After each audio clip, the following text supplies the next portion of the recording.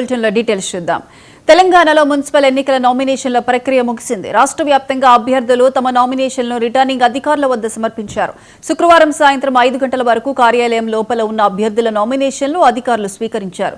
చివరి రోజు భారీ సంఖ్యలో నామినేషన్లు దాఖలైనట్లు అధికారులు చెబుతున్నారు.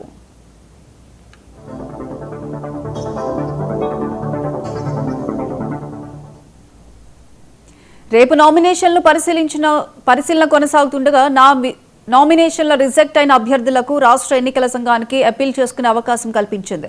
రిజెక్ట్ పై అపీల్ చేసుకున్న అభ్యర్థుల కేసులను ఫిబ్రవరి 2న పరిశీలించనున్నారు ఎన్నికల అధికారులు.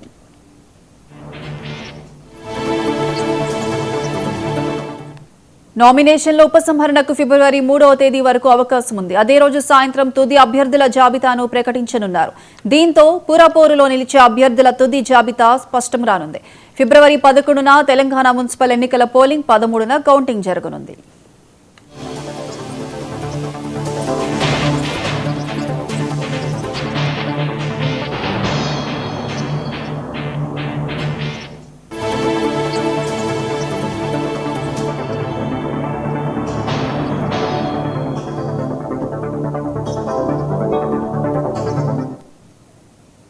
రాష్ట్ర వ్యాప్తంగా 32 జిల్లాల్లోని 7 కార్పొరేషన్లను, 414 డివిజన్లు, 116 మున్సిపాలిటీలు, 2582 వార్డుల్లో ఒకే దశలో పోలింగ్ కొనసాగుతుంది.